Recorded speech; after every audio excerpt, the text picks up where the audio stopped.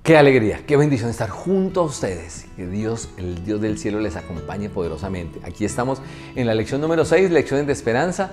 Título de esta lección, Entendiendo el Sacrificio. Qué importante tema. Y para mí, su servidor Gabriel Moreno, siempre gratitud a Dios y esperamos ser de bendición.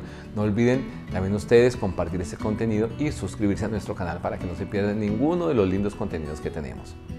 Ahora, en esa lección se nos hablaba de que Juan el Bautista, al ver a Cristo por revelación divina, lo presentó a él. Dice Juan 1:29, dice que el siguiente día vio Juan a Jesús que venía a él y dijo Juan: he aquí el Cordero de Dios que quita el pecado del mundo. La figura del sacrificio del Cordero es un tema que se hace presente en toda la Biblia, y en los capítulos 4 y 5 de Apocalipsis, Juan tiene una visión del trono de Dios. Estudiando el tema del Cordero, vemos cómo este Cordero tiene un papel central para la comprensión del panorama profético. Uno de los temas que abordamos durante esta semana era sacrificios inútiles. Al estudiar la Biblia y el tema específico de los sacrificios de corderos, vamos a encontrar que hubo algunos momentos en la historia en los que Dios rechazó los sacrificios que su pueblo le presentaba, aunque esos sacrificios fuesen ordenados por Dios. Desde el inicio de la historia del ser humano se presentan situaciones donde Dios no acepta ofrendas o sacrificios. El primero de esos casos es cuando Dios no aceptó lo que Caín traía, mientras que sí aceptó lo presentado por su hermano Abel. Aquí se ve ese contraste de Dios aceptando unos sacrificios y rechazando otros. Siempre que se dio este caso, había claras, fuertes y justas razones de Dios para actuar como lo hacía. En tiempos del profeta Isaías se nos muestra cómo Israel cumplía con las normas rituales y prácticas religiosas, pero sus corazones estaban muy lejos de Dios. Estaban con las formas, pero habían olvidado o dejado de lado la esencia o la razón de esas prácticas. Por ejemplo, Isaías 1, versículo 12 dice: ¿quién demanda esto de vuestras manos cuando venís a presentaros delante de mí para hollar mis atrios? Lo que está diciendo el texto es que venían delante de Dios, traían sacrificios, pero con lo que hacían estaban como contaminando el templo por sus intenciones. Caín quería vivir a su manera y traer algo bueno ante Dios, pero hacer era su voluntad, no traer lo que Dios pedía, sino lo que él quería entregar. Pero Abel, por su parte, entendía que el Cordero representaba el Salvador que él necesitaba y se aferraba a hacer la voluntad de su Creador. Por ejemplo, podemos ver que Caín lo que trae son frutos de la tierra y lo que Dios había pedido era un cordero, ¿verdad?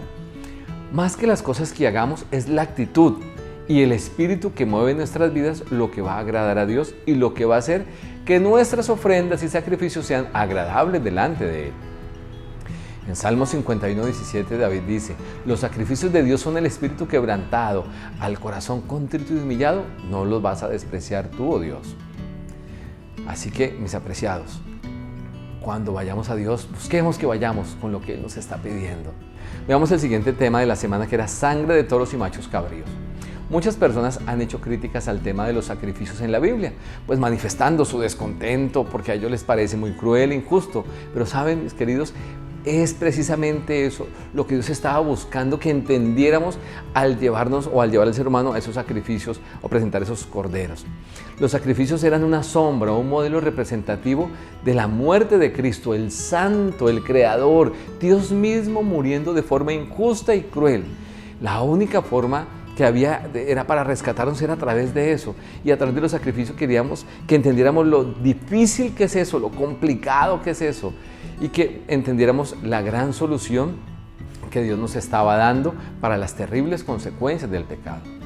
Los pecadores, enceguecidos por la maldad, el orgullo y el egoísmo, se olvidan muy fácilmente de la gravedad del pecado, y entonces los sacrificios buscaban concientizarnos de verdad de esa gravedad y del horror del pecado.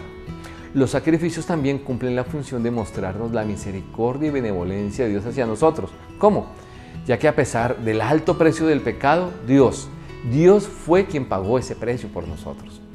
Pero una vez que Cristo realizó su sacrificio, los sacrificios de animales perdieron su objetivo, ya no eran necesarios. Lo que anunciaban o representaban ya se había cumplido. Llegó un momento en la historia de Israel cuando el pueblo hacía los sacrificios, pero como parte de una costumbre, y habían perdido de vista su maravilloso y especial significado. Cuando eso sucedió, Dios permitió que fueran en cautiverio y no se presentaron más sacrificios en el templo durante un tiempo. Otro tema interesante esta semana era el Cordero de la Pascua. El Cordero ha sido utilizado por Dios a lo largo de la historia de su pueblo. Se lo ha usado para representar al Salvador, al Mesías prometido en el plan de redención. Abel dice, ofreció los primogénitos de sus ovejas, los primeros, en Génesis 4:4. Y antes de la salida de Israel de Egipto a la tierra prometida, Dios ordenó que cada familia sacrificara un cordero de los primeros de sus rebaños y que su sangre fuese puesta en los dinteles de las puertas para representar al Cordero de Dios que los liberaría, no solo de la esclavitud de Egipto, sino finalmente, ¿verdad?, de la esclavitud del pecado. Esto dio inicio a la fiesta de la Pascua. El Cordero también aparece casi 30 veces en el libro de Apocalipsis. En el Nuevo Testamento, Pedro dice en el libro de 1 de Pedro 1 que hemos sido redimidos todos los seres humanos de una vida de pecado y que hemos sido redimidos no con cosas corruptibles como oro o plata, sino con la sangre preciosa de Cristo como la de un cordero sin mancha y sin contaminación. Fue Jesús crucificado durante la celebración de la Pascua, fiesta que anunciaba precisamente el sacrificio de Él. En Apocalipsis 5:6 dice Juan, y miré y vi que en medio del trono y de los 4 seres vivientes y en medio de los ancianos estaba en pie un cordero como inmolado. Todo esto nos permite ver cómo el símbolo del cordero es de gran importancia para ampliar nuestro conocimiento del plan de salvación y de los textos proféticos donde Cristo, nuestro Señor y Salvador, es el centro. Un texto rico en el significado profético del Cordero de Dios es el canto de Isaías acerca del siervo sufriente. Isaías predice el ministerio sacrificial de Cristo. La idea central de ese pasaje es el sufrimiento y la muerte del siervo con fines de expiación. Esta idea aparece 8 veces en el capítulo 53 de Isaías. El siguiente tema que trabajamos esta semana era Jesús en el templo. La Biblia nos dice que cuando el rey Salomón realizó la ceremonia de dedicación del templo que Dios le permitió construir para que el pueblo fuera a alabar al Señor y conectarse con Él, sucedió algo impresionante y fue que la gloria de Dios o la Santa Shekinah, la que había acompañado al pueblo de Israel durante su peregrinación hasta la tierra de Canaán, llenó ese templo. Fue tan poderosa esa manifestación de Dios que los sacerdotes no pudieron permanecer en el templo para ministrar al pueblo a causa de la nube y de la manifestación de la gloria de Dios. Luego de la invasión de Babilonia a Jerusalén, y con esta invasión también llegó la destrucción del templo, Dios, por medio del profeta Ageo, dio una importante profecía acerca del segundo templo. Ageo 2, 7-9 dice, llenaré de gloria esta casa, ha dicho Jehová de los ejércitos. Mía es la plata, mío es el oro, dice Jehová de los ejércitos. La gloria de esta casa será mayor que la primera. Cuando el segundo templo fue levantado y dedicado, no estaban ni el arca del pacto en ese lugar. Tampoco se manifestó la Santa Shekinah y no se vio esa manifestación portentosa de Dios como había sucedido en la primera ocasión. Y no estaba, debido a que Jeremías, no estaba el arca del pacto en ese templo, debido a que Jeremías la había escondido. En el día de la dedicación de ese templo, no se dio esa manifestación portentosa como pasó en el primero, llenando el lugar, ¿verdad?, como había sucedido en esa primera dedicación.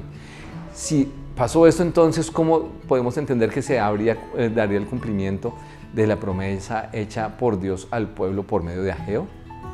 Pues, mis apreciados, cuando vino Cristo, Él mismo en persona entró en el templo. O sea, Dios se hizo hombre y se hizo presente de forma literal en ese templo. Esto se relaciona con lo que dice el Evangelio de Mateo 1:23, cuando se habla del nacimiento de Jesús. Dice, y aquí una virgen concebirá y dará a luz un hijo y llamará su nombre Emanuel, lo que traducido es Dios con nosotros. Aunque el pecado nos ha separado de Dios, Dios ha siempre buscado la manera de acercarse a nosotros. Cristo vino a mostrarnos la gloria y el amor de Dios. Otro tema de esta semana era tú creaste todas las cosas. En Isaías 6 y en Apocalipsis 4 se nos relatan las visiones de Juan e Isaías que reciben acerca del trono de Dios. En realidad fueron muy pocos los mensajeros de Dios a quienes se les permitió tener acceso para ver el trono de Dios. Tanto Isaías como Juan relatan que los seres celestiales expresan la frase Santo, Santo, Santo, como expresión de adoración, de reconocimiento de la grandeza divina. Isaías se declara hombre de labios impuros, mientras que Juan relata, él llora. A medida que nos acercamos a Dios, percibimos de una forma más clara nuestra real condición, entendemos que estamos sin nada que nos haga aceptos delante de Dios y entonces vislumbramos de una manera mejor la majestad y la grandeza de Dios. Y también comprendemos todos nosotros la gran necesidad que tenemos de Cristo como nuestro Salvador, como nuestro Redentor. Al ver a Cristo en el trono de Dios como Cordero inmolado, también tenemos una visión de Dios más clara y que pone por tierra las falsas acusaciones de Satanás, donde él decía que Dios era arbitrario, injusto y egoísta, ya que vemos el gran sacrificio hecho de parte de Dios por nosotros para rescatarnos de las terribles, de las funestas consecuencias del pecado. Así que podemos decir en esta semana que lo que presentemos a Dios debe ser alineado con su voluntad para que sea agradable para Él. No es como dicen algunos que lo que vale es la intención. Otro punto que podemos resumir es que todos los sacrificios del sistema ritual de Israel tenían por objetivo mostrarnos el gran precio pagado por Dios y el sacrificio que hizo para rescatarnos. También podemos definir que entender el sacrificio de Cristo nos da mucha más claridad sobre el santo y perfecto carácter de nuestro Dios. Así que oremos. Buen Dios, gracias.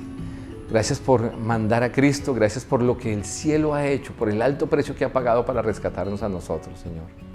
Permítenos venir a ti con gratitud y ofrecerte, Señor, lo que pides de nuestras manos. Es un corazón dispuesto, humillado, y que lo que traigamos a ti, Señor, venga resultado de la obediencia.